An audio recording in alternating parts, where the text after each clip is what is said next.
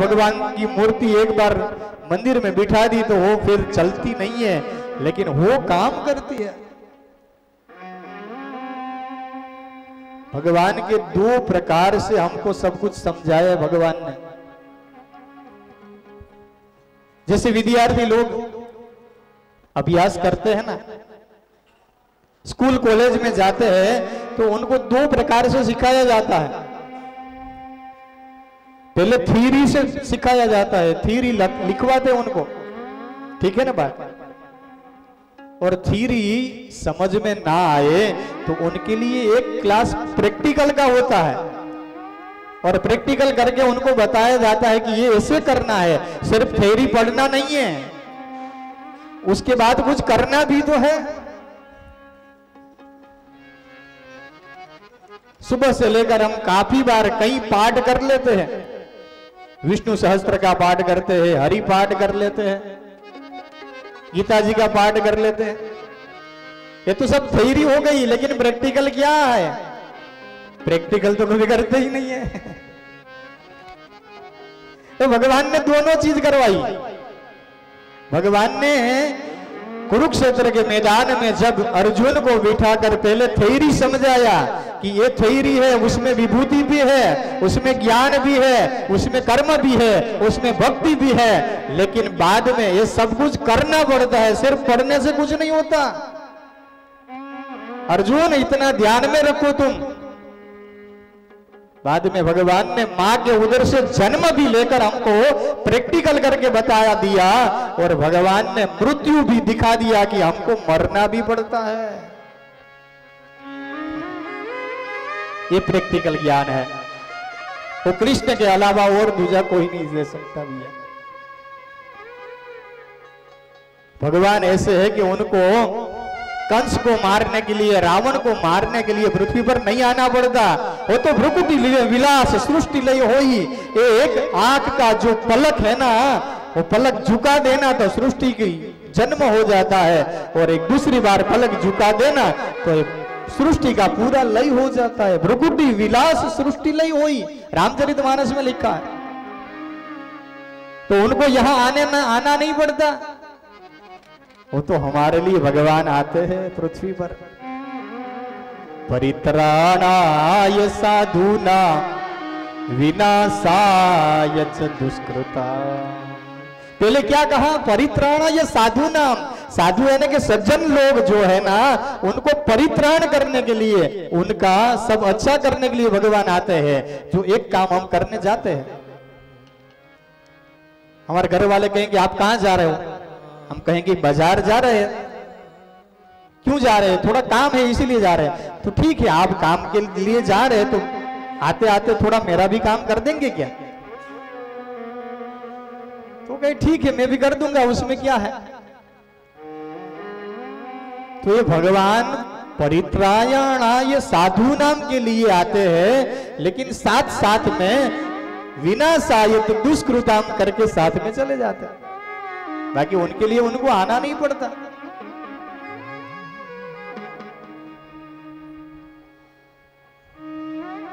लेकिन परमात्मा हमको प्रैक्टिकल दिखाने के लिए मां देवकी के, मां कौशल्या के उदर में भी चले जाते हैं। वहां जाना कितना दुष्कर है हमको मालूम है। मां के गर्भ में जब बालक रहता है तो तब जहां मलमूत्र का भरा पड़ा है, वहीं पे जीव को रहना पड़ता है, श्वास भी नहीं ले सकता वो। इतनी गंदी जगह है, वहां ये जीव को रहना पड़ता है, तब जीव भगवान को प्रार्थना करता है। तो वहां भगवान को जाना पड़ेगा क्या कभी? लेकिन तो भी भगवान हमको प्रैक्टिकल बताने के लिए मां कौशल्या के उदर में चले जाते हैं, मां देवकी के उदर में चले जाते हैं। भगवान ज्ञानेश्वर मां रुक्मणी की उदर में चले जाते हैं। विठल पंत को अपने पिताजी स्वीकार कर लेते हैं।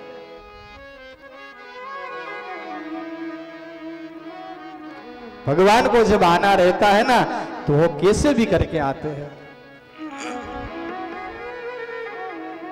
हमको मालूम है विठल पंत जी जब उनकी पत्नी रुक्मिणी बाई, उन दोनों को कोई संतान नहीं था, तब कहा कि हे देवी, मैं सन्यास को धारण कर लूं क्या? तब देवी जी ने कहा, हे स्वामीनाथ, एक संतान तो मुझे देकर जाइए, फिर आपको जाना हो तो आप चले जाना। और कहा ठीक है। काफी दिन बीत गए। एक बार कहा कि देवी, मैं गंगा में स्नान करने के लिए जाऊं? बोले जाओ। और उतनी आज्ञा को मानकर वो तुरंत चले गए और बनारस जाके उन्होंने रामानंद स्वामी से सन्यास की दीक्षा ले ली। गृहस्थी को सन्यास की दीक्षा इससे ही नहीं मिलती, जब तक उनके घर वाले उनको आज्ञा ना दे तब तक उनको सन्यास की दीक्षा नहीं मिलती। लेकिन झूठ बोलकर उन्होंने सन्यास की दीक्षा ले ली। और जब रामानंद स्वामी तीर्थ यात्रा के लिए निकले और तब उनके गांव में आए, तब पता चला कि वो तो झूठ बोलकर सन्यास की दीक्षा ली है। तब आगे जाने का छोड़कर फिर से आए बनारस में और कहा कि तुमने मुझे झूठ क्यों बोला? विठल पंत को कहते हैं। और तब विठल पंत को आज्ञा दी, गुरु ने आज्ञा दी कि जाओ, फिर से तुम गृहस्थ धर्म तुम्हारा है, जब तक हमारा फर्ज है वो फर्ज को छोड़कर भगवान के पास जाने का कहीं पे नहीं लिखा है। फिर गुरु रामानंदा स्वामी की आज्ञा से फिर से वो संसार में आए। काफी लोगों ने भला बुरा भी कहा उनको, काफी लोगों ने कहा कि तुम सन्यासी बन गए और फिर से तुमको एक वासना रह गई है, इसलिए तुम फिर से गृहस्थ में आ गए। लेकिन गुरु को आज्ञा है ना, उनको शिरोमान्य करके उन्होंने फिर से गृहस्थ धर्म का स्वीकार किया और उनको वहां 4 पुत्र हो गए। दूसरा नंबर था वो भगवान ज्ञानेश्वर जी हमको मिल गए। और ज्ञानेश्वर हमको नहीं मिलते तो ये हरि पाठ हम कैसे कर पाते?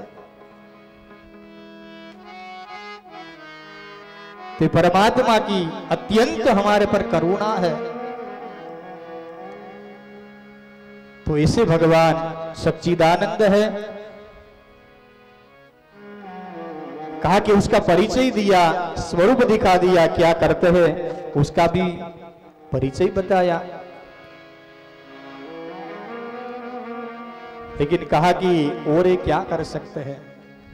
सिर्फ उत्पन्न करना और मरना वो तो जीव भी करते हैं, उसमें कौन सी विशेषता है? तो कहा कि ये तो ब्रह्म है, उनमें विशेषता ये है कि वो तापत्रय विनाशाय, 3 प्रकार के जो ताप है ना, आदि दैविक, आदि भौतिक और आध्यात्मिक, जिसको हम आदि कहते हैं, व्याधि कहते हैं और उपाधि कहते हैं, 3 प्रकार के दुख जो है वो दुख को भगवान मिटा नहीं देते, उनका विनाश कर देते हैं। तापत्रय विनाशाय श्री कृष्णाय वयम नमः। ऐसे भगवान कृष्ण को मैं अकेला वंदन नहीं करता हूं, हम 2 नहीं कर रहे हैं, लेकिन हम सब मिल करके, यहां वयम लिखा है, संस्कृत में अहम त्वाम और वयम होता है। अहम यानी अकेला, त्वाम दोनों, लेकिन हम सब मिलकर भगवान के चरणों में, और भगवान कृष्ण अकेले को नहीं। श्री कृष्णाय वयम नमः। श्री यानी के राधा जी, श्री यानी की रुक्मणी, श्री यानी के लक्ष्मी, श्री यानी की सीता जी। तो दोनों को साथ में, क्योंकि दोनों अलग नहीं है। इसे भगवान का परिचय कराया। और प्रेम करने लायक जो कोई हो ना, तो केवल ब्रह्म है, उसके अलावा दूसरा कोई प्रेम करने लायक नहीं है। हम तो इस हाड़ मांस से बना पुतला उनको प्रेम करते रहते हैं, और प्रेम करते करते वो कब खत्म हो जाएगा वो तो हमको मालूम नहीं। जब तक हिलता है ना अच्छा है, लेकिन जब तक हिलना बंद हो जाएगा तो डॉक्टर भी बोल देंगे कि I am very sorry. Ventilator पर रखते हैं ना तब ये आड़ी आड़ी है, रेखा चलती रहती है, लेकिन जैसे ही सीधी लाइन हो गई सब कुछ खत्म। घर पे ही हम ऐसे ही बैठे रहे तो किसी को अच्छा नहीं लगता, किसी के साथ बात करे तो उसको अच्छा लगता है।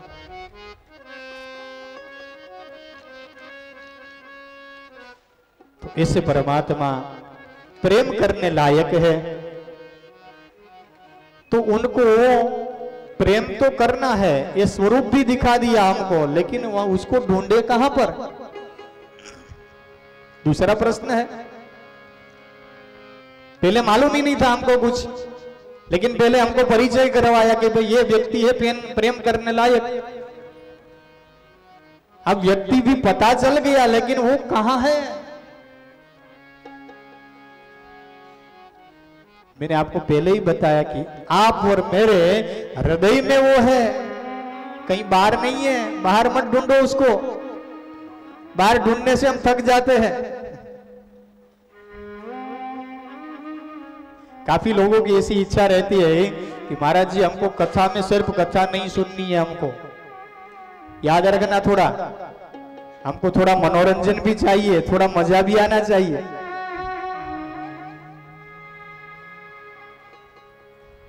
तो मनोरंजन आपको कराएगा कौन?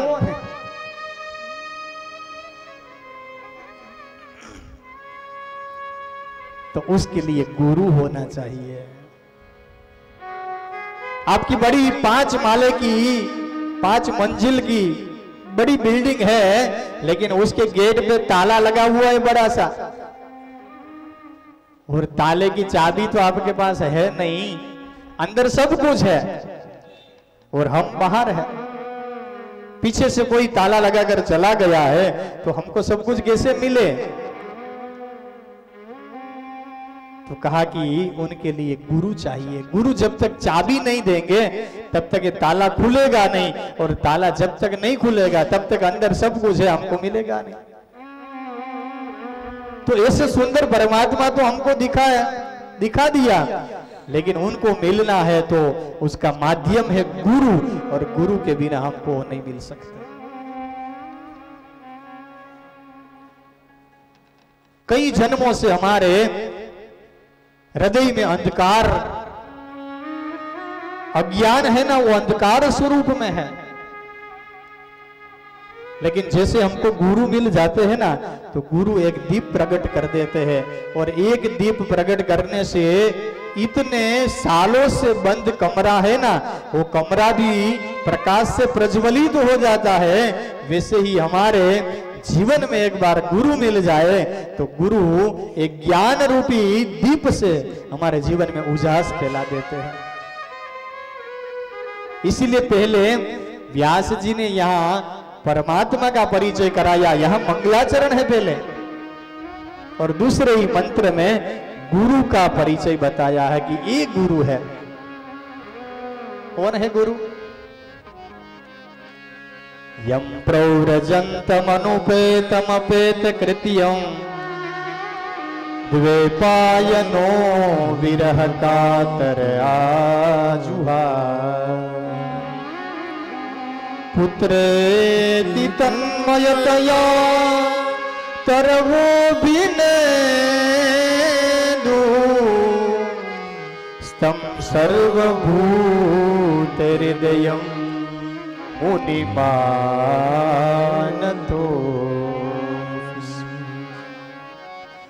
तुम त्रिभुवन गुरु वेद बखाना, तुम त्रिभुवन गुरु वेद बखाना। हमारे शास्त्र में कहा है कि तुम त्रिभुवन गुरु, किसको कहा है? भगवान शिव को कहा है। गुरु कोई भी हो, वो वैष्णव हो, वो शाक्त हो, वो शिव को मानने वाला हो, वो गणपति के मानने वाला हो, लेकिन गुरु है वो शिव है, उतना याद रखना। कोई भी संप्रदाय में गुरु है वो गुरु शिव का स्वरूप है, ये हमारा शास्त्र कहता है। और यहां भी भगवान शिव का ही अंश जो है, काफी लंबी कथा है लेकिन समय कम है, इसलिए आपको संक्षिप्त में बताऊं। आपको सबको मालूम है अमरनाथ की कथा, आपको सबको मालूम है। भगवान त्रिभुवन गुरु विश्वनाथ अमरनाथ मां पार्वती को जब संजीवनी विद्या बता रहे थे, उनको कथा सुना रहे थे, तभी वहां एक कबूतर का बच्चा, उसके अंडे पड़े थे और तभी मां को नींद आ गई और वो अंडे फूट गए और उन्होंने ये सुन लिया। भगवान शिव को पता चला, तब त्रिशूल लेकर उनके पीछे बढ़े। जैसे पीछे गए तो बच्चा उड़ता हुआ निकल पड़ा और जहां भगवान व्यास की पत्नी पानी भरने के लिए नदी पर आई थी, तब वहां उनके श्वासोश्वास की क्रिया से वो अंदर बच्चा चला गया। भगवान व्यास शिव की उपासना करते थे और उनको कहते हैं कि प्रभु शिव, हमको एक पुत्र की उत्पत्ति हो, ऐसा आप हमें वरदान दीजिए। और कई सालों से भगवान व्यास ने जब ये उपासना की ना, तब भगवान की कृपा से ये बच्चा वहां तक पहुंच गया। जब भगवान त्रिशूल लेकर उनको मारने के लिए गए ना, तब कहा कि व्यास जी, आपकी पत्नी के गर्भ में मेरा अंश चला गया है, मैं उनको मारने के लिए आया। व्यास जी ने कहा कि प्रभु, मैं कितने सालों से आपको पुकार रहा हूं, आपको याद कर रहा हूं, और आपने मुझे एक बार वचन दिया था कि मैं तुम्हारा कार्य सिद्ध करूंगा। तो प्रभु, आज वो समय आ गया है, आप ही मेरे वहां पुत्र बनकर आ जाओ ना। और तभी भगवान शिव ने कहा कि ठीक है, तो ये मेरा ही अंश है, मैं ही आपके यहां पुत्र बन के आ जाता हूं। तो भगवान शिव का ही प्रादुर्भाव हुआ व्यास के ऊपर और व्यास के यहां पुत्र जन्म हुआ। लेकिन जन्म के साथ कहीं लिखा है कि 12 साल मां के गर्भ में रहे सुखदेव जी भगवान। 12 साल तक वो बाहर नहीं आ रहे। तब कहा कि बालक, आप बाहर क्यों नहीं आ रहे हो? अंदर से बालक ने जवाब दिया कि मैं तो आना चाहता हूं, लेकिन भगवान की माया जो है ना, वो माया मुझे लिपट जाएगी, इसलिए मुझे नहीं आना। भगवान को बुलाओ। तब भगवान कृष्ण को बुलाया गया और उनको कहा कि प्रभु, ये बच्चा बाहर नहीं आ रहा है, आपसे बात करना चाहता है। भगवान ने कहा कि बच्चा, आप क्यों बाहर नहीं आ रहे हो? आपकी मां को कितना कष्ट हो रहा है, आपको मालूम है क्या? हमारे संसारी की मां, उनके गर्भ में जब बच्चा रहता है तो 9 मास तक रहता है, और 9 मास में माता को पता है कि कितना कष्ट होता है। भगवान ने जब अंदर गर्भ से पूछा, तब गर्भ ने कहा कि प्रभु, पास में देखिए आप एक पुष्प है, और पुष्प जितना भी मेरी मां के गर्भ में मेरा वजन नहीं है, बिल्कुल उनको कष्ट नहीं दे रहा मैं। लेकिन बेटा, ये तो सही बात नहीं है, आपको बाहर तो आना चाहिए। तब कहा प्रभु, इसीलिए तो आपको बुलाया है, आप मुझे वचन दे दो कि आपकी माया मुझे कुछ नहीं करेगी, तो मैं बाहर आने के लिए तुरंत तैयार हूं। भगवान ने उनको वचन दिया कि जा, मेरी माया तुमको कुछ भी नहीं करेगी। और तुरंत ही मां के गर्भ से बाहर निकले। बाहर तो निकले लेकिन तुरंत चलने लगे। नाल छेदन होता है जन्म के बाद, लेकिन नाल का छेदन भी नहीं किया, नाल को तो अपने कंधे पर लटका कर चलने लगे। यहां लिखा है कि यम प्रव्रजंत, बड़ा काम किया है उन्होंने। अनुपेत कृत्यम, सामान्य कृत्य नहीं है ये, अनुपेत कृत्यम। और जैसे चलने लगे तो व्यास जी उनके पीछे पड़े। हे पुत्रेति तन्मयतया तरवो भी नहीं दू। हे पुत्र, अभी तो मैंने तुझको ठीक से देखा भी नहीं है, तेरी सूरत भी नहीं देखी, बेटा तू कहां जा रहा है, थोड़ी देर तो रुक जा, मैं तुझे ठीक से देख लूं। अभी तेरे यज्ञोपवीत संस्कार नहीं किए गए, तुम कहां जा रहे हो। लेकिन संस्कार तो उन्हीं को करने पड़ते हैं जिनके अंदर कोई विकार है। जिनके अंदर कोई भी विकार नहीं है उनको संस्कार की क्या आवश्यकता है। ये तो विकार रहित हैं सुखदेव जी भगवान, और इसीलिए चलने लगे। पिताजी बात भी सुन नहीं रहे। हमको लगा कि इतने बड़े मुनि हैं और पिता की बात भी नहीं सुन रहे, ये क्या बात हुई। लेकिन कहा कि वो योगी है। योगी बाहर नहीं रहते, वो तो अंदर ही रहते हैं। वो तो कोई योगी से पूछो तो मालूम पड़े कि अंदर से कैसे जिया जा सकता है। वो बाहर जीते ही नहीं, वो तो अंदर ही जीते हैं। और तभी जंगल में चलने लगे। व्यास जी को पेड़ के पत्तों ने कहा कि महाराज उसके पीछे मत जाइए, आप क्या कर रहे हो वो आप अकेले का पुत्र नहीं है। सर्वभूत हृदय मुनिमान तोस्मि।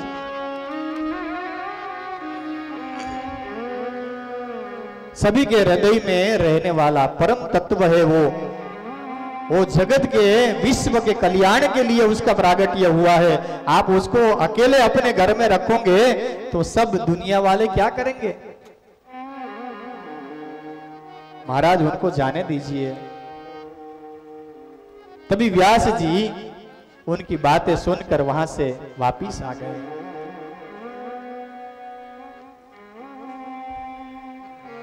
हमको लगेगा कि ये पत्ते और पुष्प बोल सकते हैं, पेड़ बोल सकते हैं,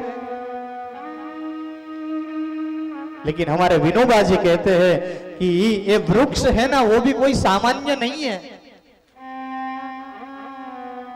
आपको पता है आपने ये ओल क्यों चुना। कथा के लिए हम जब स्थल पसंदगी करते हैं ना तो उसमें हमारा कुछ नहीं चलता। हम हमारे अकेले के लिए कथा नहीं करते हैं। यहाँ आसपास में जो वृक्ष है, जो जीव है, उन्हीं के लिए उन्होंने सोचा है कि हमको कथा सुनना है, इसलिए भगवान ने सब कुछ व्यवस्था बना दी है। लेकिन हमको ये मगज में नहीं बैठती बात, क्योंकि हमारे लिए हमारे बाजू वाले भी हमारे साथ बातें नहीं करते होते कभी बात। तो ये पेड़ और पत्ते बोले वो हमारे मन में बात नहीं बैठती है। लेकिन कई बार विनोबा जी ने कहा है कि जब कोई ऋषि मुनि है, उनको भगवान का ध्यान करना है, उसको भजन करना है, और उसमें कोई व्यक्ति खलेल ना पहुंचाए, कोई डिस्टर्ब ना करे, तो वो कहते भगवान को, प्रभु हमको वृक्ष की योनि दे दो ना। और तभी वो वृक्ष बन जाते हैं और आसपास में वृक्ष बनकर वो वहीं पर लग जाते हैं और वो अंदर बैठे ही भजन करते रहते हैं।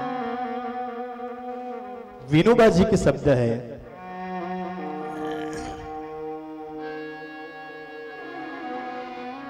भगवान व्यास जी हम सबको लेकर नैमिषारण्य में जाते हैं। आप कोई भी कथा सुनेंगे, जब तक नैमिषारण्य नहीं आता तब तक कथा का प्रारंभ नहीं होता। वो कथा भागवत की हो, भगवान सत्यनारायण की हो, या और कोई भी पुराण की हो, लेकिन सभी में नैमिषारण्य जाना पड़ता है। क्यों? उसके पीछे एक दंत कथा है। सभी देवताओं ने सोचा कि हमको भगवान का ध्यान करना है, भजन करना है, लेकिन स्थल ऐसा होना चाहिए कि वहां कोई भी हमको परेशान ना करे, कोई डिस्टर्ब हमको ना करे, और हमारी वजह से किसी और को भी परेशानी ना हो, वो भी जरूरी है। हम भजन जोर जोर से करते हैं, माइक में बोलते हैं और किसी को परेशानी होती तो वो भी ठीक बात नहीं है, वो आपका भजन ठीक नहीं है। सभी लोगों ने सोचा कि क्या करें उनके लिए। सभी लोग मिलकर भगवान ब्रह्मा जी के पास गए और ब्रह्मा जी को कहा कि प्रभु हमको कोई ऐसी जगह बताओ जहां जाकर हम भगवान का भजन करें, किसी से हमारे ओर से कोई परेशानी ना हो और हमको किसी से परेशानी ना हो, ऐसी कोई जगह बताइए। ब्रह्मा जी ने कहा उसमें क्या है, आप आंखें बंद करो, मैं आपको एक मनोमय चक्र देता हूं और चक्र को लेकर जाओ और जहां उनके जो तार है वो टूट जाए ना, समझ लेना वही आपके लिए अच्छी जगह है। चक्र लेकर निकले और हरिद्वार से थोड़ा दूर है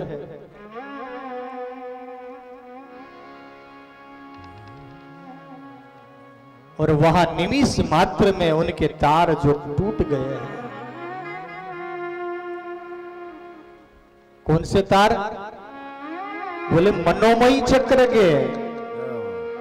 कोई दूसरा चक्र नहीं दिया था, मन रूपी चक्र दिया था। हमारा मन ऐसा है ना, हम बैठे रहते इधर, लेकिन हमारा मन है ना वो मुंबई जाकर चला आता है वापिस।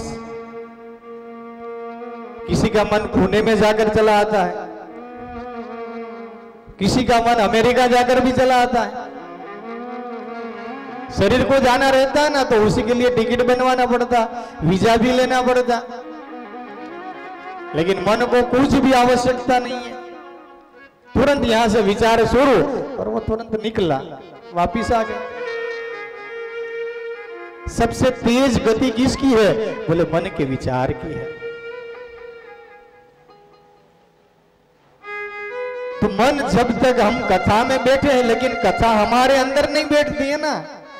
हम तो कथा में बैठ जाते हैं काफी बार, लेकिन कथा हमारे अंदर जब तक नहीं बैठेगी तब तक हमारा कल्याण कैसे हो पाएगा। तो सिर्फ हमको नहीं कथा में बैठना, कथा हमारे अंदर भी बैठनी चाहिए, वो जरूरी है। बाकी कथा तो कहीं से भी हम सुन सकते हैं। अभी तो विज्ञान का माध्यम है, तो हम YouTube में भी देख सकते हैं कथा, टेलीविजन में भी देख सकते हैं, लेकिन कथा जब तक हमारे अंदर नहीं बैठती, इसलिए ब्रह्मा जी ने मनोमय चक्र दिया कि मन के सब तार टूट गए और मन उनका स्थिर हो गया वहां पर।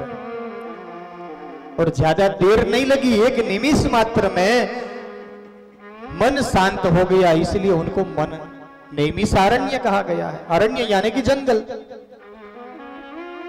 भारतवर्ष में काफी अरण्य है, अर्बुदारण्य है, जृंबकारण्य है, द्वैपारण्य है, हमारे पास में चंपकारण्य है, चंपारण्य जिसको बोलते हैं। भगवान वल्लभ प्रभु जी का प्रागट्य जहां हुआ वो चंपारण्य है। अग्नि में से भगवान का प्रागट्य हुआ। तो ऐसे अरण्य तो काफी है, लेकिन ये नैमिषारण्य जब तक हमारा मन शांत नहीं होता, कहने का मतलब है तब तक हमको कथा नहीं मिलती। तो सब लोग नैमिषारण्य में गए और 1000 साल तक चले ऐसे यज्ञ का प्रारंभ किया है। सुबह में तो स्वाहा स्वाहा करके यज्ञ करते हैं, लेकिन दोपहर के बाद क्या करें? तब मोबाइल तो थे नहीं कि लोग मोबाइल में व्हाट्सएप में मैसेज भेजना शुरू कर दे, थोड़ा फेसबुक देख ले, थोड़ा ट्विटर में ट्वीट कर दे। तब ऐसा तो कुछ था नहीं।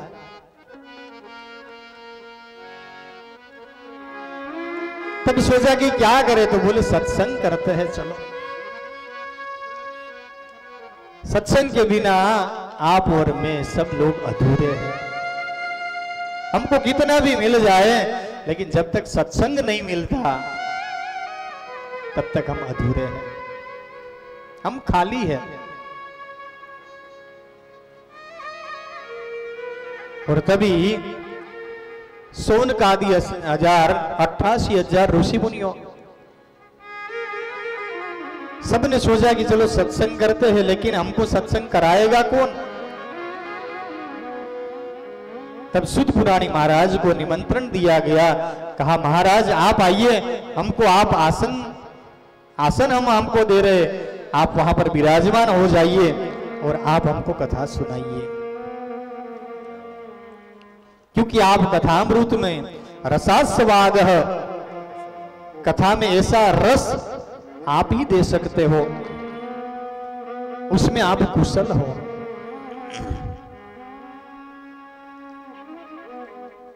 इस कुशल व्यक्ति को कथा के वक्ता बना दिए और सौनक महाराज सभी की ओर से खड़े होकर एक प्रश्न करते हैं। यहां से प्रश्न से प्रारंभ हुआ है। ये महात्मा की कथा भी प्रश्न से प्रारंभ होती है और कल हम भागवत में प्रवेश करेंगे तो वहां भी प्रश्न है पहले। काफी लोग कहते हैं कि प्रश्न कैसे पूछे, हम उनको पूछ नहीं सकते। अरे क्यों नहीं पूछ सकते आप? जब तक प्रश्न रहेगा तब तक गीता जी में लिखा है कि संशय आत्मा विनश्यति, गीता जी का सूत्र है।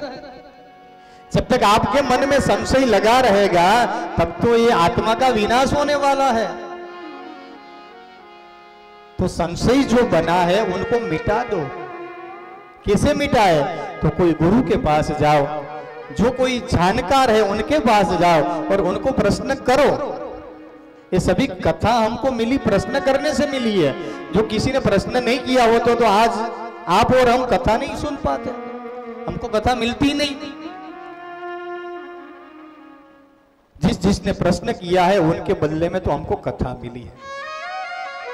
तो कभी ऐसा नहीं सोचना कि हम कैसे पूछे, क्यों पूछे, उनको हम कैसे पूछ सकते हैं। बिल्कुल संशय को मिटाना है हमको। बाकी ये दुनिया वाले तो क्या है कि एक आकर ये कहेगा कि आपको ऐसा करना है, दूसरा आकर कहेगा कि आपको ऐसा करना है, तीसरा आकर बताएगा कि आपको ऐसा नहीं करना, हमने तो ऐसा किया था, आपको ऐसा करना है।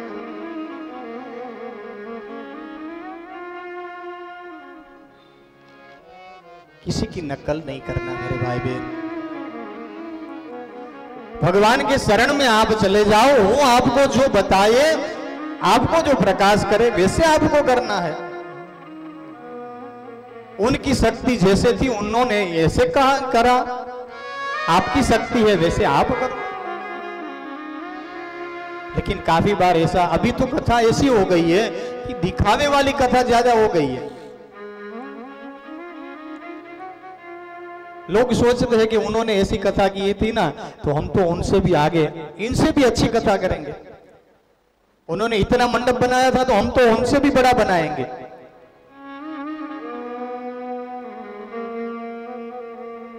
लेकिन कथा दिखावे के लिए नहीं है, कथा सिर्फ मनोरंजन के लिए नहीं है, कथा आत्मरंजन के लिए कथा है।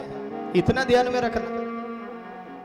तो ये कथा के आपका कल्याण होगा, उसमें मनोरंजन आता है नहीं आता ऐसा नहीं, लेकिन वो मनोरंजन से आपको आत्मरंजन ढूंढना है, आत्मा को उसमें रमण कराना है, मन को उसमें रमण कराना है। नहीं को सिर्फ शरीर से आप नाचोगे कूदोगे तो शरीर तो थक जाएगा, क्योंकि ये तो पंचभूत का बना हुआ पुतला है, थक जाता है। लेकिन उसको सिर्फ थकाना नहीं है, उसकी थकावट दूर करना है। इसलिए हम कथा के पास आए हैं।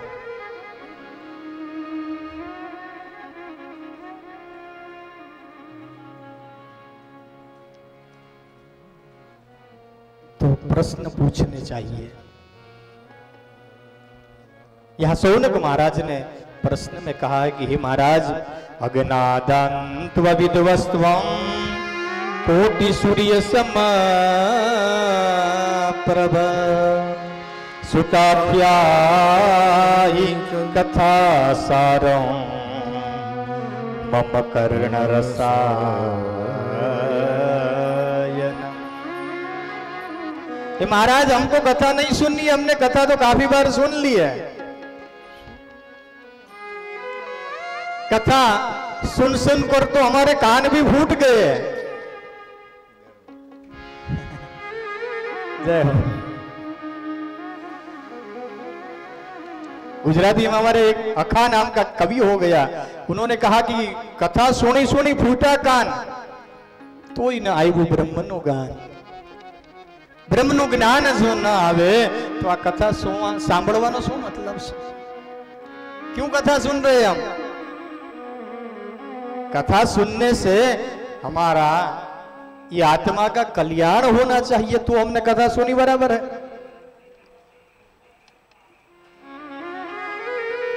सौनक महाराज ने सुत पुराणी को कहा कि महाराज हमने कथा तो काफी बार सुन ली, हमको कथा नहीं सुनना, हमको तो अर्क दीजिए, कथा सारम, कथा का जो सार है ना वो हमको सुनाइए, क्योंकि वो सार मम कर्ण रसायन,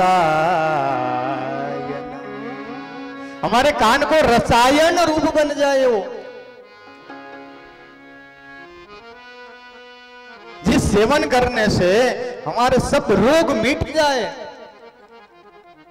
अनेक प्रकार के जन्म से, अनेक जन्मों से हम रोग से पीड़ित हैं। कौन सा रोग है? बोले अज्ञान ध्वांत विध्वंसम, हमारे अज्ञान रूपी अंधकार हमारे जीवन में अनेक जन्म से पड़ा हुआ है, वो हमारा रोग है। किसी डॉक्टर के पास आप जाओगे तो वो कहेंगे कि आपको भाई शुगर बढ़ गई है तो आपको एक गोली लेना पड़ेगा, आपको डायबिटीज है तो आपको एक गोली हर रोज लेना पड़ेगा।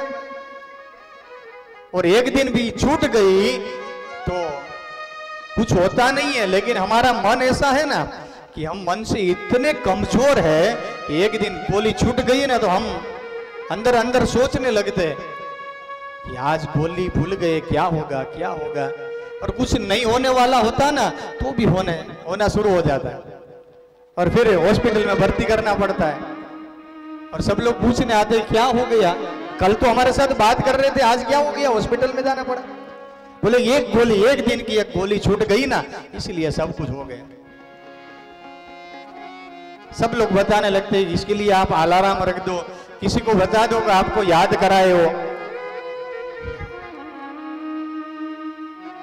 तो एक दिन की गोली भूल जाने से हमको हॉस्पिटल में भर्ती होना पड़ता है, तो एक दिन आप ब्रह्म को भूल जाओगे तो क्या होगा, सोचिए तो सही।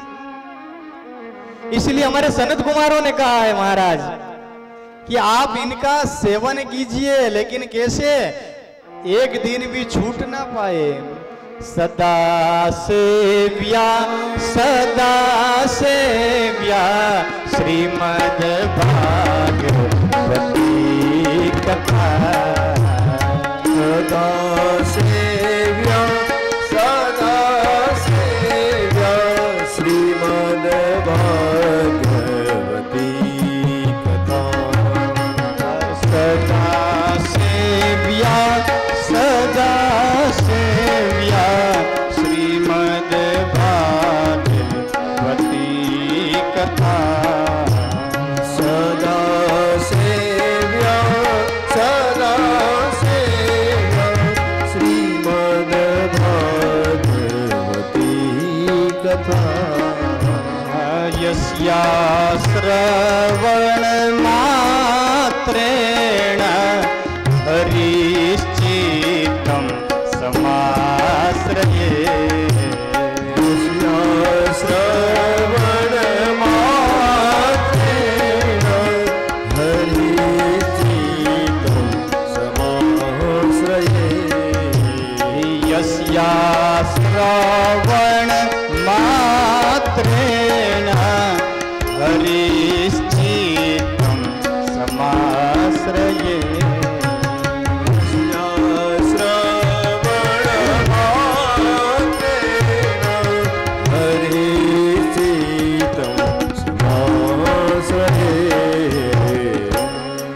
आगे जाके सनत कुमार नारद जी को कहते हैं कि ये सदा सेवन करने वाली चीज है। सदा सेविया श्रीमद् भागवती कथा। तो कि सदा सेवन करने से क्या होगा? तो बोले यस्या श्रवण मात्रेण, श्रवण यानी सुनना, सुनने मात्रे से हरिश चित्तम समाश्रयेत, हरि आपके चित्त में आकर बैठ जाएंगे। सदा सेवन करना है लेकिन एक दिन भी छूट ना पाए, नहीं तो फिर भर्ती करना पड़ेगा। जो आपको कोई रोग में हॉस्पिटल में भर्ती ना होना तो इसका सदा सेवन कीजिए, ऐसा ग्रंथ है ये। और सदा सेवन करते रहिए तो सब रोग मूल में से मिट जाएंगे। ये आयुर्वेदिक दवा है, एलोपैथिक नहीं है। एलोपैथिक दवा लेने से दर्द को दबाया जाता है, उसको मिटाया नहीं जाता। वो दबा देते हैं और एक दिन वो फिर से खुलकर बढ़कर आ जाता है। लेकिन ये आयुर्वेदिक दवा जल्दी से असर नहीं करती, धीरे धीरे से असर करती है, लेकिन पूरी नस नस में हो जाती है। एक बार लग गई तो फिर छूटने का नाम नहीं लेती। तो महाराज हमको ऐसे रसायन दीजिए जिससे हमारे कर्ण तृप्त हो जाए, हमारे कान तृप्त हो जाए। हे महाराज, हमारे जीवन में भक्ति, ज्ञान और वैराग्य और विवेक की वृद्धि कैसे हो, वो बताइए मुझे। ये प्रश्न कर रहे, सुनना ध्यान से। प्रश्न नहीं समझे तो जवाब समझ में कभी नहीं आएगा। भक्ति है वो माँ है, ज्ञान वैराग्य उनके बालक है, और परम जो वैष्णव है वो माया और मोह से कैसे मुक्त हो सकते हैं, वो बताइए। माया मोह निरासश्च वैष्णवे क्रियते कथम। और महाराज ये तो कलयुग चल रहा है, उसमें सब जीव आसुरी वृत्ति के हो गए और उसमें से उनको शुद्ध कैसे करे वो बताइए। उनके लिए श्रेष्ठ उपाय कौन सा है वो बताइए। ऐसा शाश्वत साधन क्या है कि जो भगवान कृष्ण पवित्र है वो पवित्र प्राप्ति कैसे हो जाए वो बताइए। कृष्ण प्राप्ति करम सस्वद साधनम त्वदानुना। महाराज ये हम आपको क्यों पूछ रहे हैं? क्योंकि आपने अपने गुरु से शिक्षा प्राप्त की है, इसीलिए। और प्रयच्छति गुरु प्रीतो वैकुंठम योगी दुर्लभम। योगियों को जो दुर्लभ है ना, वो एक शिष्य को अपने गुरु से मिल जाता है, तुरंत ही मिल जाता है, उसमें देर लगती नहीं बिल्कुल।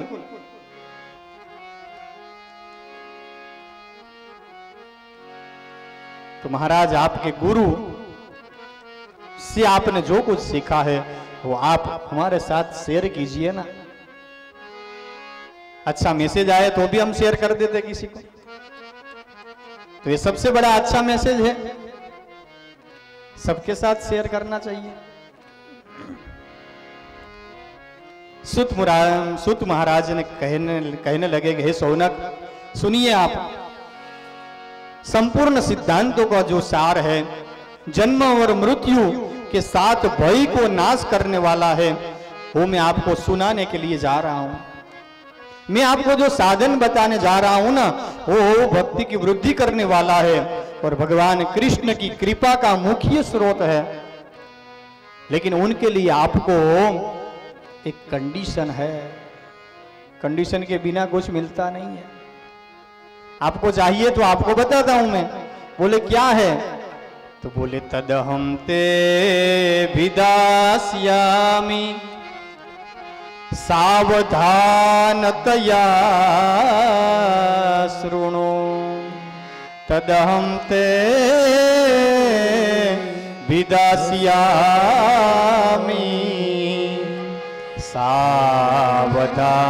सावधानतया शृणु। मैं आपको सुनाने के लिए तैयार हूं, लेकिन उनके लिए आपको विश्राम में नहीं चलेगा, आपको सावधान बनना पड़ेगा, सावधान स्थिति में आना पड़ेगा आपको, तो ही मैं आपको सुनाता हूं। ठीक है महाराज, सब सौनक ऋषि मुनियों सावधान हो गए, अपने मन से कथा सुन रहे हैं। तभी सुत पुराणी महाराज ने कहा कि हे ऋषि मुनियों, काल व्याल मुखग्रास त्रास निर्णांस हेतवे, नियम ऐसा है कि हम एक एक पल जी रहे हैं, लेकिन हमारी एक एक पल जा रही है, हमको पता नहीं चलता वो कहां जा रही है।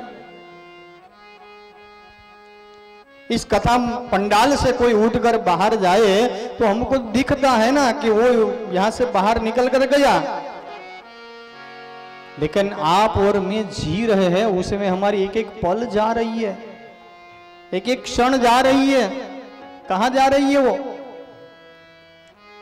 आयुर्नश्यति पश्यताम प्रतिदिनम याति क्षयम यौवनम प्रत्यायांति गता पुनर्न दिवसा कालो जगत भक्षक। प्रत्येक पल हमारी जो जा रही है ना, वो कैसे जा रही है, कहां जा रही है? वो बोले काल व्याल मुखग्रास, काल अपना मुंह खोलकर बैठा है। सर्प है ना, वो एक मेंढक को देख लेना तो वहां मुंह खोलकर बैठता रहता है। बगुआ जब पानी में रहता है तब देखता रहता कि मछली जैसे ही दिखी तुरंत ही तरफ मारकर उसको पकड़ लेता है। सर्प मेंढक को पकड़ लेता है, चूहे को पकड़ लेता है। वैसे ही काल हमको हमारी एक एक पल जो बीत रही है ना, उनको निवाला बनाकर अपने मुंह में डाल रहा है। कालो जगत भक्षक।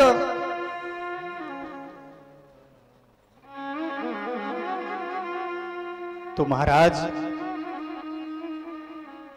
एक काल के मुख से जो आपको बचना है ना, तो उनके लिए हमको मच्छर परेशान करते हैं तो उनके लिए हम ऑल आउट लगा देते, रैकेट चला देते हैं। तो इनके लिए क्या करें? इनसे बचना है तो उनके लिए क्या करें? वो बोले कि इनके लिए भी एक किरण है। आपके अंदर जो पथरी जमा हो गई है ना, तो डॉक्टर के पास आप जाओगे तो वो बोलेंगे कि ये इसका ऑपरेशन करना पड़ेगा लेजर किरण से। अंदर कुछ छोड़ते नहीं, लेकिन लेजर किरण से उसको जलाकर भस्म कर देते। तो इसमें भी एक किरण है। बोले कौन सी किरण, जल्दी से बताओ हमको बचना है उनसे। तब बोले श्रीमद् भागवतम शास्त्रों कलोकीरेण भासितम्। कलयुग से जो बचना है तो एक कलोकीरेण भासित, उसको आप बचने में आपको ये मदद कर सकता है, वो है श्रीमद् भागवतम शास्त्रम। एक ही शास्त्र है। डॉक्टर के पास हम जाते हैं ना, तो डॉक्टर कहते हैं कि आपको ऑपरेशन करना पड़ेगा, लेकिन ऑपरेशन के पहले आपको यहां साइन करना पड़ेगा। क्यों? बोले कि इसमें हमारी कोई जिम्मेदारी नहीं है, आप जिंदा रहो या मर जाओ। पहले पैसा जमा करवा दो आप काउंटर पे, और फिर यहां साइन कर दो, बाद में हम ऑपरेशन करेंगे। बोले कितना खर्चा आएगा? बोले 5 लाख का खर्चा आएगा। 5 लाख का खर्चा और गारंटी बिल्कुल नहीं, बिल्कुल गारंटी नहीं। 5 लाख लेकर भी बिल्कुल गारंटी नहीं दे रहे। और हमारा एक भागवत शास्त्र ऐसा है कि मुक्ति में न गर्जती, गर्जन के साथ बोलते हैं कि मुक्ति हम देंगे, जरूर देंगे। और उसका प्रमाण है परीक्षित महाराज। सौनक महाराज ने प्रश्न किया, महाराज ये कैसे हो सकता है? कि बोले ये अनेक जन्म के जब पुण्य एकत्रित होते हैं ना, जन्मांतरे भवेत पुण्यम तदा भागवतम लभेत, तब सिर्फ भागवत सुनने को मिलता है, कथा करने को नहीं मिलता। सिर्फ सुनने को मिलता है। और तभी महाराज आप ऐसे ही बात कर रहे हो क्योंकि आपका माल है ना, जिसके पास जो कुछ बेचते हैं ना व्यापारी, और उनके माल की बहुत प्रशंसा करते रहते हैं कि हमारे पास जो है ना वो दूसरे किसी के पास है ही नहीं। केले वाला जब ठेला लेकर निकलता है तो बोलते हैं मलाई वाले केले ले लो, हमको मालूम है मलाई है केले में क्या, तो भी वो बोलता रहता है सबसे बढ़िया हमारा माल है, दूसरा क्या कहीं पे आपको नहीं मिलेगा, जाओ कहीं पे आप देख लो। तो महाराज ये तो आपने अपने गुरु का ये जो मिलकत है ना, इसलिए आप उनका ज्यादा प्रशंसा कर रहे हैं। लेकिन हमको कोई प्रमाण दीजिए कि ऐसा हो सकता है क्या कि एक शास्त्र सुनने से मुक्ति मिल जाती है? बोले हाँ जरूर मिल जाती है। मैं आपको सुनाता हूं, सुनिए। परीक्षिते कथाम वक्तुम सभायाम संस्थिते सुखे सुधा कुंभम गृहीत वेव देवास्तत्र समागमन। परीक्षित को गंगा के तट पर जब एक ब्राह्मण का सांप निमित्त हुआ और सांप को लेकर सब कुछ छोड़कर, एकदम युवान थे, बुजुर्ग नहीं बने थे परीक्षित महाराज, युवान थे, सब कुछ छोड़कर चले गए गंगा के तट पर और वहां जाकर सबको पूछ रहे कि जिसकी मृत्यु के नजदीक है उनको क्या करना चाहिए। और तभी सुखदेव जी भगवान वहां प्रकट होकर उनको कथा सुनाना शुरू किया ना, तभी देवता लोग वहां पर अमृत का कुंभ लेकर आ गए और कहने लगे कि महाराज ये अमृत का कुंभ है, परीक्षित को पिला दो, वो अजर अमर हो जाएंगे। बोले क्यों? बोले महाराज इनको सांप लगा है ना, अजर अमर कर दो। सुखदेव जी भगवान ने कहा कि उसमें मैं कुछ नहीं बोल सकता, उनको पीना है तो पिला दो, मैं फिर से चलता बनूंगा, मुझे क्या है, मुझे तो भजन करना है। परीक्षित महाराज को पूछा कि महाराज आपको ये अमृत का पान करना है? क्योंकि गुरु जी पहले मुझे बताओ कि आप जो कथा सुना रहे हो वो क्या है और ये अमृत है, वो दोनों में फर्क क्या है, वो एक को पीने से क्या होगा और दूसरे को पीने से क्या होगा, वो मुझे बताइए। तब सुखदेव जी भगवान ने कहा कि थोड़ी दूर रुक जाओ, देवताओं को कहा मैं पहले उनको समझा दूं, बाद में उनको जो अच्छा लगेगा वो उनका स्वीकार करेंगे। कहा कि एक अमृत है, जब समुद्र मंथन हुआ, देव और दानवों ने मिलकर समुद्र का मंथन किया, उनमें से 14 रत्न निकले, उसमें से एक अमृत भी था, काफी रत्न निकले उसमें। लेकिन अमृत पीने के बाद भी देव और दानवों के बाद दोनों के साथ लड़ाई हुई और काफी लोग मर गए, फिर से जिंदा हुए, काफी लोग मर गए।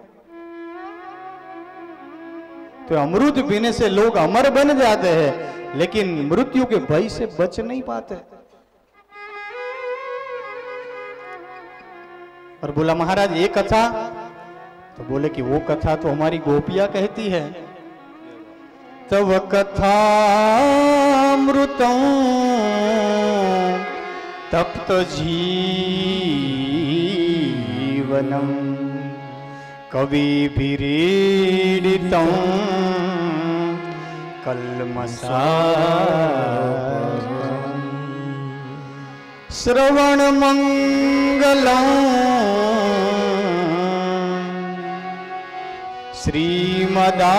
श्रीमदाततं भुवि गृह्णन्ति ते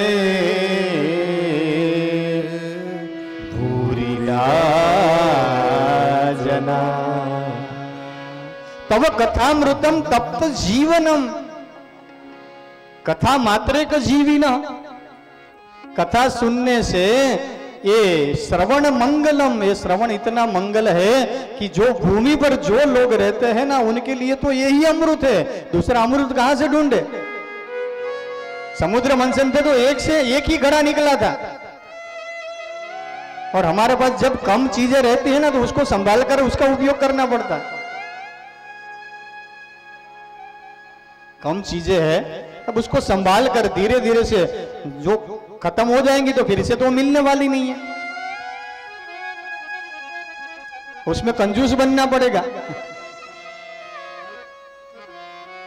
लेकिन एक कथा तो बोले कथा हरि अनंत, हरि कथा अनंता, ये भी अनंत है और इनकी कथा भी अनंत है, वो कभी छोटी नहीं है। छोटे से लोटे में नहीं आएगी वो तो समुद्र है, सागर है। जिसके पास जितना बर्तन है ना उतना वो भर कर ले सकते हैं, वो इतनी बड़ी है। तब परीक्षित महाराज ने कहा कि गुरुदेव मुझे ये अमृत नहीं चाहिए, मुझे तो ये कथा अमृत ही चाहिए, मुझे यही पिला दो।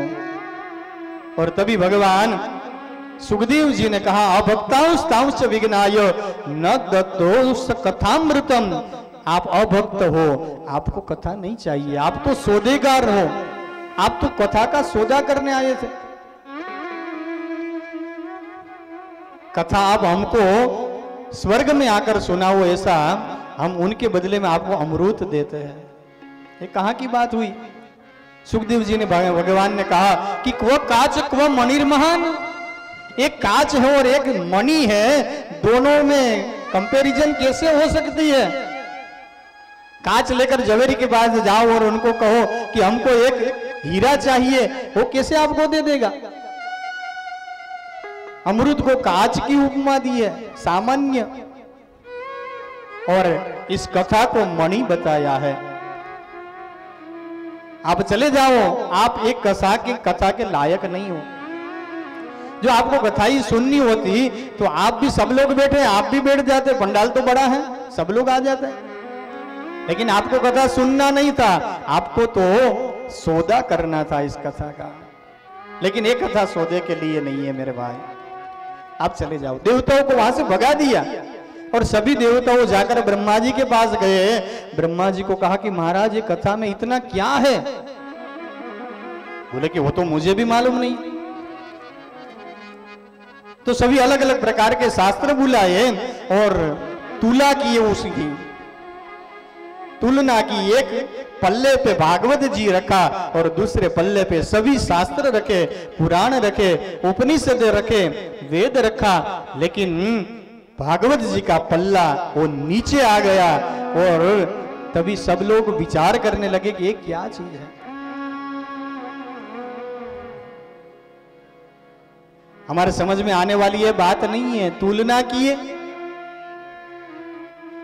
वो तो एक व्यापारी समझ सकता है कि अपने कांटे पे कोई चीज रखो आप और दूसरे कांटे पे, दूसरे पल्ले में कुछ ज्यादा चीजें रखो तो वो तो धीरे धीरे नीचे होने वाला है ना।